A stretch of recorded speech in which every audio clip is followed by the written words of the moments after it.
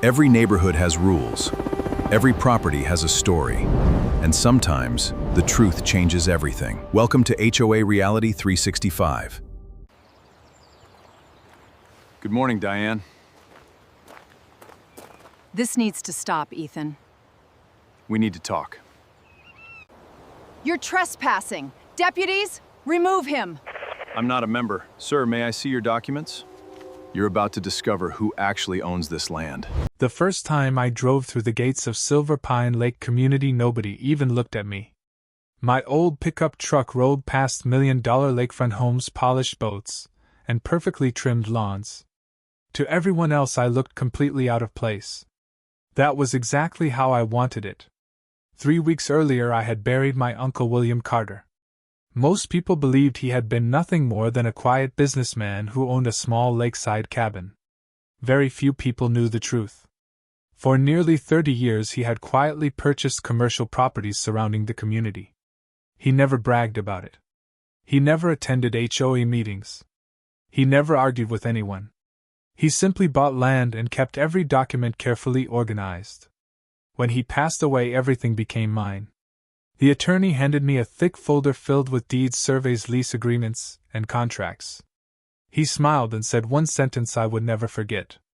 Your uncle believed one day someone would challenge these documents. He wanted you to be ready. At the time, I didn't understand what he meant. I would understand soon enough. The first property I decided to inspect was an old lakeside lodge overlooking the marina. It had been empty for months and needed repairs. I hired contractors, ordered new roofing, scheduled painters. Everything was completely legal. Every permit had already been approved. By noon, several construction trucks had arrived. Workers unloaded lumber, windows, and equipment. Then everything stopped. A white luxury SUV pulled into the driveway. A woman stepped out wearing an emerald green blazer, carrying a thick binder with large letters printed across the front. HOA board. She walked toward me with complete confidence. Behind her came 2 board members already taking photographs of the construction. She didn't introduce herself. She didn't ask who I was. Instead, she looked directly at the workers and shouted, "Stop everything immediately!" The contractors looked at me, waiting for instructions. I calmly walked toward her. "Can I help you?" She smiled. "I'm Diane Brooks, president of the Silver Pine Lake HOA. She pointed toward the building. "You cannot renovate this property without HOA approval." I looked around quietly. "This property isn't inside your HOA." She laughed. "Oh, that's what everyone says." She opened her binder. "We control architectural standards for this entire community." I shook my head. "No, you don't." She stepped closer. "I've been HOA president for 11 years. I think I know my own community." I reached into my truck and removed a folded survey map. The official county boundary clearly showed the lodge sitting outside HOA jurisdiction. I handed it to her. She barely looked at it. Then she handed it back. "I don't care what that says." My contractors exchanged nervous looks. One of them whispered, "Boss, should we leave?" I smiled. "Keep working." The sound of nail guns echoed across the property. Diane's face turned bright red. "You are violating HOA rules," I answered calmly. "I'm not a member." Those 5 words made the entire situation explode. She turned toward one of the board members. "Call the sheriff." The worker stopped again. Several nearby homeowners gathered near the road watching the argument. Within minutes, 2 patrol vehicles entered the community. Blue lights reflected across the lake. The deputies stepped out and walked toward us. One of them approached Diane first. She immediately began pointing at me. "He's refusing to obey HOA regulations." The deputy nodded politely before walking over to me. "So what's going on today?" I handed him my driver's license. Then I handed him the county survey. Finally, I handed him the recorded property deed. He looked at each document carefully. His expression slowly changed. He looked back toward Diane. Then back at me. Finally, he asked one unexpected question. "Mr. Carter, is this your entire property?" I smiled. Not even close. The deputy looked down at the remaining stack of documents in my truck. His eyebrows lifted. What else do you own? I closed the folder without answering. Because the truth was far bigger than anyone standing there could possibly imagine. Deputy Ryan Mitchell looked at the thick folder in my hands, then back at the angry HOA president. The crowd had grown larger. You must halt Neighbors this stood immediately. quietly along the sidewalk waiting to see what would happen next. Diane Brooks crossed her arms with complete confidence. She believed the deputies were about to remove me from the property. She even smiled at several homeowners as if the outcome had already been decided. Deputy Mitchell spoke calmly. Mr. Carter, would you mind explaining these documents? I opened the folder and removed the first deed. This is the deed for the Lakeside Lodge.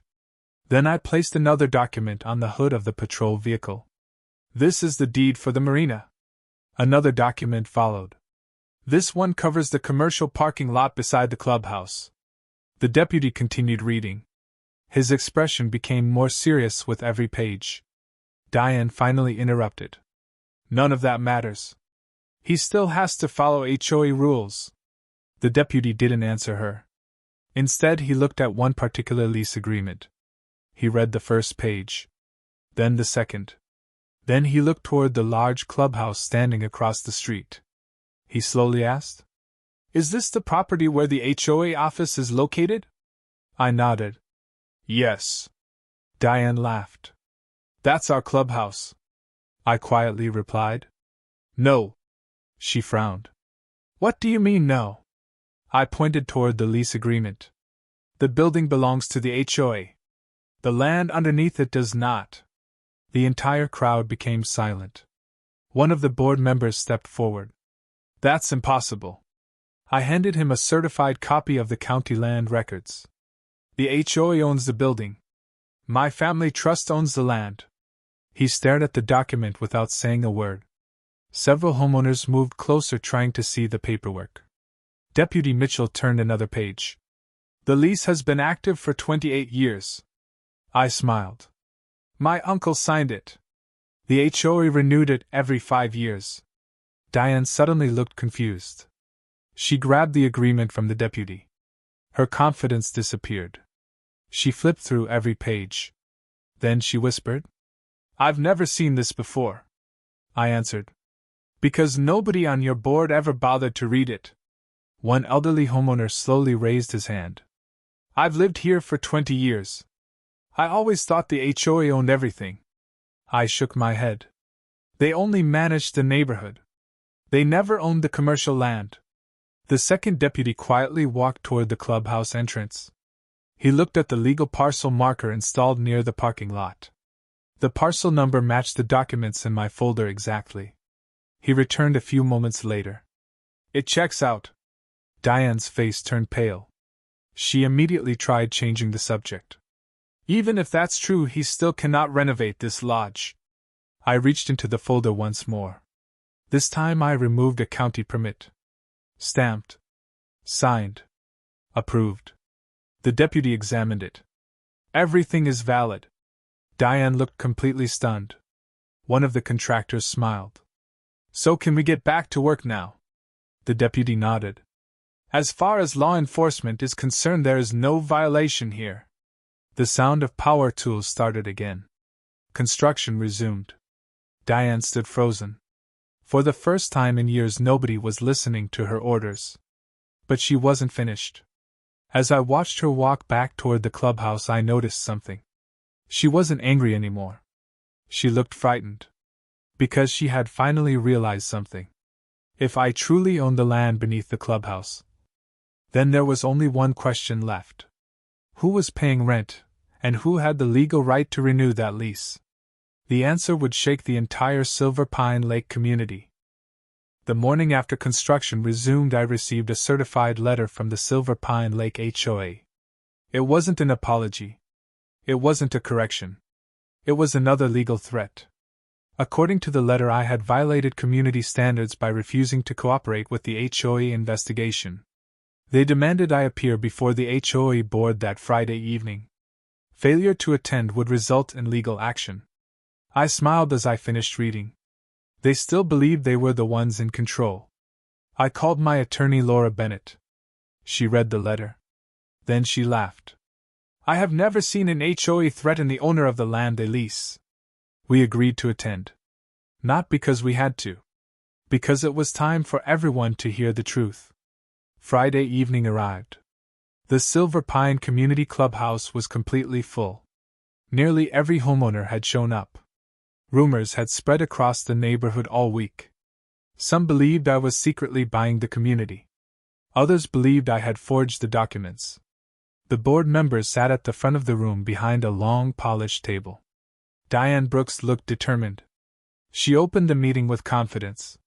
Tonight we are addressing serious violations committed by Mr. Ethan Carter. She pointed directly at me. This individual refuses to recognize HOA authority. Several homeowners nodded.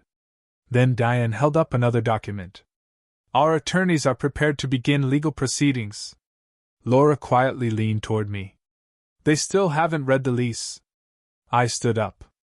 May I ask one question before you continue? Diane folded her arms. You may. I looked around the room.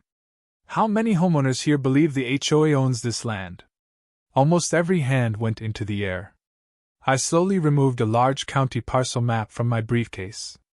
I unfolded it across the front table. The room became silent. Every parcel surrounding the clubhouse appeared in different colors. The clubhouse building was outlined in blue. The land underneath it was outlined in red. I pointed at the red section. This parcel belongs to Carter Family Holdings. Several people leaned forward. I pointed toward the marina. Also mine. Then the commercial parking lot. Mine. Then the small shopping plaza beside the entrance. Mine. One homeowner quietly whispered. No way.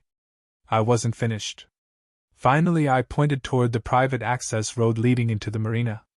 This property also belongs to me. The board members stared at the map. Laura placed certified county records beside it. Every parcel number matched perfectly. Diane quickly interrupted. The HOA owns this clubhouse. Laura nodded politely. The building. She paused. Not the land. The room exploded with questions. Homeowners began talking over each other. One elderly resident stood up. Wait. If Ethan owns the land, then why are we paying HOA fees? Laura answered calmly. HOA fees pay for community operations. The HOA separately pays rent under a commercial ground lease. Every face turned toward Diane. One homeowner asked. How much rent? Nobody at the board table answered. Laura opened another folder. The current lease requires annual payments to Carter Family Holdings. The lease expires in just 63 days. The room went completely quiet. One board member grabbed the agreement. His hands started shaking. He looked at Diane. You told us the land was ours. Diane's face lost all color. I never knew, Laura replied. That is exactly the problem. You never knew because nobody reviewed the legal records. Another homeowner stood up. So if the lease expires... He looked directly at me. What happens then? Every eye in the room turned toward me. I answered honestly. That depends on whether the HOA chooses cooperation. Or another fight. Nobody said a word. For the first time since I arrived at Silver Pine Lake, the entire board realized something terrifying. They weren't deciding my future anymore. I was deciding theirs. The meeting ended in complete silence. Nobody argued anymore. Nobody laughed.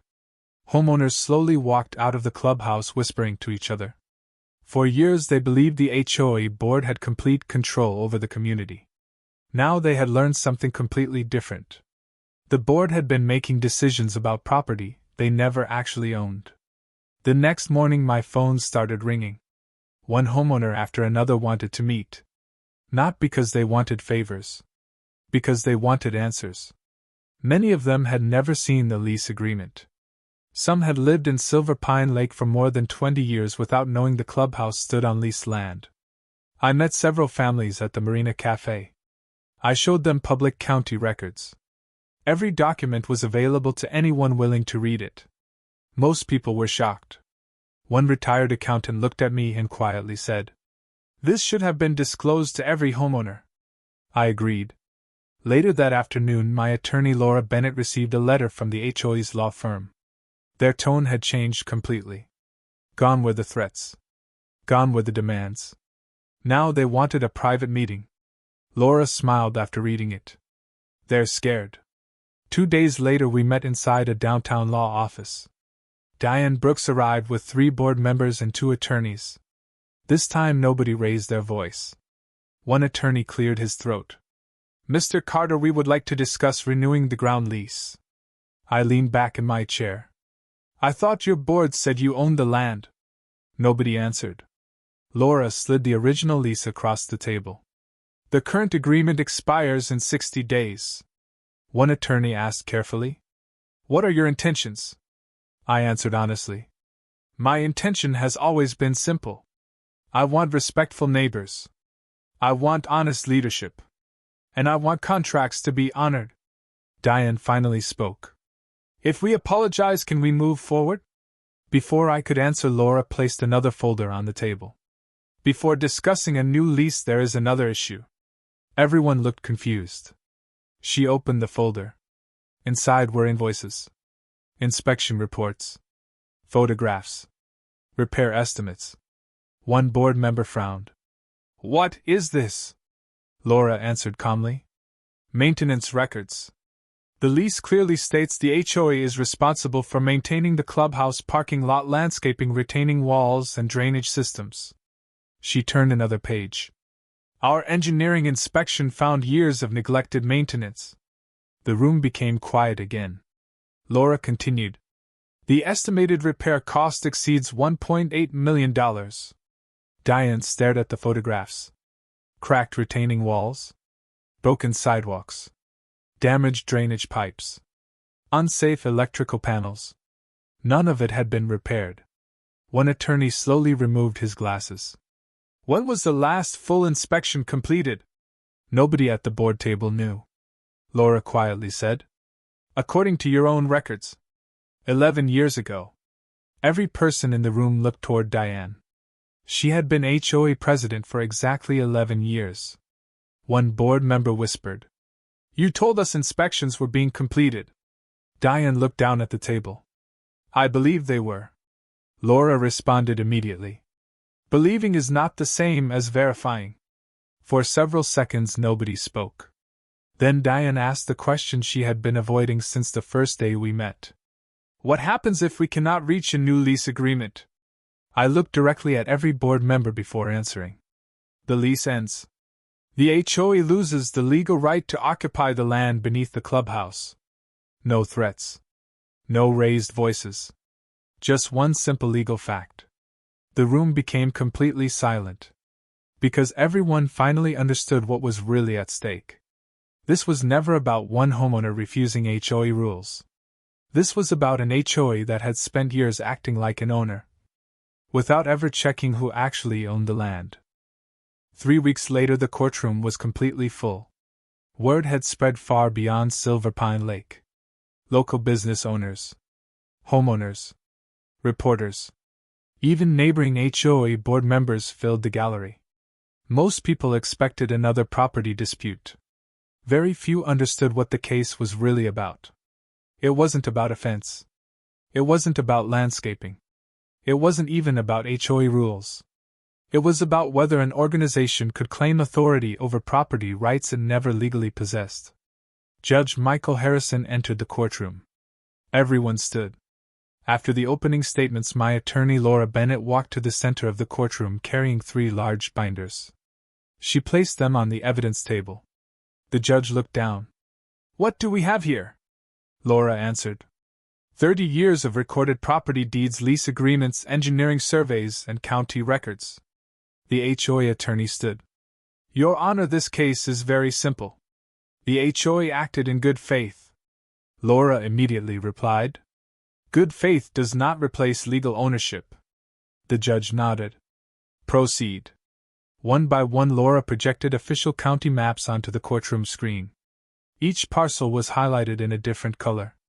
The judge studied every document carefully. Then came the lease agreement. Laura enlarged the signature page.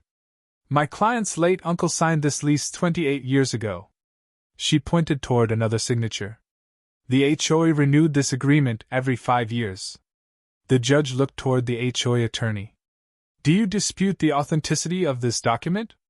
He quietly answered. No, Your Honor. The room became silent. Laura continued. The HOA accepted every benefit of this lease. They occupied the land. They used the parking area. They operated their clubhouse. They paid annual rent. She paused before delivering the next sentence. But they continued telling homeowners they owned property they were only leasing. Several homeowners in the gallery looked at each other in disbelief. Judge Harrison turned toward Diane Brooks. As HOA president, were you aware of this lease? Diane slowly stood. No, Your Honor. When did you first learn about it? The day deputies came to Mr. Carter's property. The judge looked disappointed. You served as president for 11 years. She lowered her head. Yes, Your Honor. And during those 11 years you never reviewed the legal records for the property your organization occupied. No, Your Honor. The courtroom became completely quiet. Laura presented another exhibit. Engineering inspection reports. Photographs. Maintenance records. She explained how the lease required the HOA to maintain drainage systems, retaining walls, parking areas, and structural safety. Instead, maintenance had been postponed year after year. The judge flipped through the inspection photographs. Broken drainage pipes. Cracked retaining walls. Unsafe pavement. Neglected stormwater systems. He looked toward the HOA board. Were these repairs completed? No one answered. Finally, one former board member quietly admitted. They kept delaying the projects because they wanted to reduce annual expenses. The judge wrote several notes. Then he looked directly at me. Mr. Carter, did you ever attempt to remove the HOA from the property? I answered honestly. Never. I simply wanted them to respect the contract and stop claiming authority where they had none. The judge nodded slowly. I appreciate that answer. Hours later, both sides completed their arguments. The courtroom waited in complete silence. Judge Harrison closed the final binder. He removed his glasses. Then he spoke words that would completely change Silver Pine Lake forever. The courtroom was so quiet that every person could hear the judge close the final binder. Judge Michael Harrison looked across the room. First at the HOA board. Then at me. Finally, he began reading his decision. The court finds that the property records are clear. Carter Family Holdings is the lawful owner of the land identified in the submitted county records. He paused for a moment. The HOA possessed only the rights granted through its ground lease. Several homeowners lowered their heads. The judge continued. The court also finds that the HOA repeatedly represented itself as the owner of property it did not legally own. Diane Brooks closed her eyes. The judge wasn't finished. Evidence further shows the HOA failed to meet multiple maintenance obligations required under the lease agreement. Engineering reports appeared once again on the courtroom screen. Broken drainage systems. Cracked retaining walls. Unsafe parking surfaces. Neglected infrastructure. Every inspection supported the same conclusion. Years of ignored maintenance. Judge Harrison looked directly at the HOA attorney. The lease expires in 34 days. The owner has no legal obligation to renew it. The attorney slowly nodded. Understood, Your Honor. The judge signed the final order. The HOA will immediately stop issuing notices concerning property outside its legal jurisdiction. It will also reimburse Mr. Carter for legal expenses. And all future occupancy of the clubhouse property will require a new negotiated lease. The wooden gavel struck. The case was over. No cheering filled the courtroom. Only silence. The homeowners understood what had really happened. This had never been about winning an argument. It had been about respecting the law. Outside the courthouse, several reporters waited. One asked the question everyone wanted answered. Mr. Carter, Are you going to evict the HOA from the clubhouse? I smiled. No. The reporters looked surprised. I have no interest in creating more problems. I simply expect people to respect contracts the same way they expect others to respect HOA rules. A few days later, Diane Brooks requested one final meeting. This time there were no attorneys, no deputies, no threats. She extended her hand. I owe you an apology. I judged you before I knew the facts. I assumed authority meant ownership. I shook her hand. The law treats everyone the same. It rewards preparation. It does not reward assumptions. Over the following month, we negotiated a completely new lease. Every document became public. Every homeowner received copies. Annual engineering inspections became mandatory. Financial reports became transparent. Major repairs could no longer be postponed without a recorded board vote. The clubhouse remained open. The marina continued operating. The neighborhood slowly rebuilt its trust. Months later, I walked through the community on a quiet autumn morning. People smiled instead of staring. Children rode bicycles along the lake. Neighbors waved from their front porches. The same place that had once welcomed me with threats now welcomed me with respect. As I stood beside the marina, my attorney walked over holding a newspaper. The front page carried one simple headline: Local HOA reforms after historic property dispute. She smiled. Your uncle would have been proud. I looked across the lake. He never wanted revenge. He only wanted the truth to be protected. Sometimes the strongest victory isn't forcing people to lose. Sometimes it's giving them the chance to become better neighbors. And in the end, the HOA didn't meet another homeowner. They met the one person they never expected: their new landlord. If you enjoyed this HOA story, please like this video and subscribe to HOA Reality 365 for more unbelievable HOA battles where the truth always wins. Tell me in the comments what you would have done if you were in Ethan's place and where you are watching from. Thank you for watching, and I will see you in the next HOA story.